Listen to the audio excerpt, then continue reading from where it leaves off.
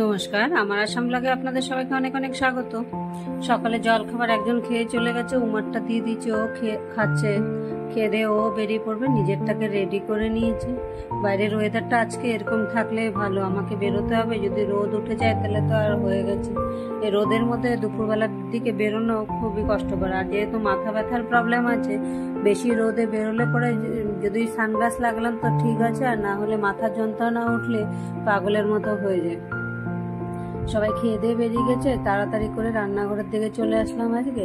কারণ খেয়ে দিয়ে আজকে বেরোবো, কিছু কাজ আছে, এদিকে ব্যাংকের কাজ আছে কিছু, আবার এদিকে একটু আজ ভাবছি শ্রাবণ মাসের লাস্ট সোমবার, এতদিনের মধ্যে কোনোদিন যাইনি, তাই আজকে ভাবছি একটু তাড়াতাড়ি করে কাজকর্মগুলো সেরে ওইদিকে যখন রিহাবাড়ির দিকে যাবোই, তাই ব্যাংকের কাজগুলো সেরে যদি সময় পাই তবে একটু যাবো নেপালি মন্দিরে। কারণ নেপালি মন্দির যাই না আজকে অনেক দিনই হয়ে গেছে। আর যেহেতু সকাল দিকটা একটু সময় পায় না, কারণ রান্নাবান্না কাজকর্ম সেরে কিছু ফোনাফোনি থাকে, এগুলো নিয়েও বসতে, এগুলো না করলে হয় না কাজকর্ম। কারণ এখন লাস্ট অফিসের বিল, কনসিস্টেন্সি বিল টিল কাটার থাকে, তাই ওগুলো করতে করতে আর বেরোনোর সময় হয় না। আর দুপুর দিকে যখন সময় পাই তখন আর দুপুরবেলা ইচ্ছে করে না তখন আর বেরোতে। তাই এদিকে আজকে রান্নায় ডাল, কাঁকরোল ভাজা, বেগুন ভাজা, আর করেছি এদিকে কুয়াশার ভাজি। আর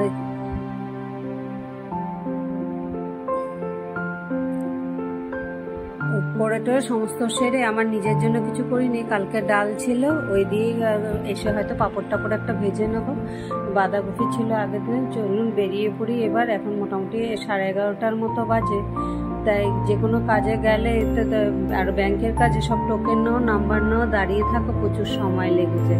তাই আগে বেরিয়ে পড়ে কাজকর্মগুলো করে আসি। তাই হাতের বাঁদিকে রাস্তাটা দিয়ে সোজা হেঁটেই চলে যাব। মোটামুটি 10-15 মিনিট লাগে হেঁটে গেলে, তাও হেঁটেই যাবো, রিক্সা নেবো। তাই এখানে ব্যাংকে কিছু বললো টাইম লাগবে 15-20 মিনিট। আমি ওখানে ওদেরকে কাগজগুলো সব জমা দিয়ে চলে আসলাম একটু নেপালি মন্দিরের এখানে। আগে মুচি খুঁজছিলাম, ব্যাগটাকে এনেছি, একটা হ্যান্ডেল ছিঁড়ে গেছে, এটাকে সেলাই করার জন্য মুচি খুঁজতে খুঁজতে তারপরে মুচির ওখান থেকে সেলাই করে আসলাম মন্দিরের দিকে।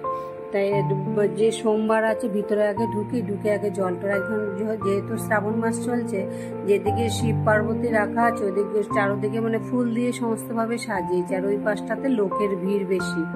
এমনিতে বলতে নেপালি মন্দির বলে নাম, কিন্তু নাম এখানে তো যায় সবাই। আর মেনলি যখন রাধাকৃষ্ণর মন্দির, রাধাকৃষ্ণ, বজরংবলী, শিব পার্বতী, ব্রহ্মা বিষ্ণু গণেশ সবই আছে ঠাকুর।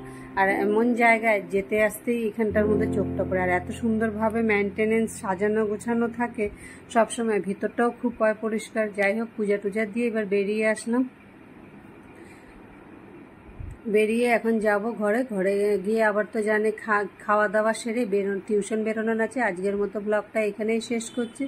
আবার দেখা হবে পরে আরেকটি ব্লগে। কালকের বাঁধাকপি, 1 পিস বেগুন ভাজা, কাঁকরোল ভাজা,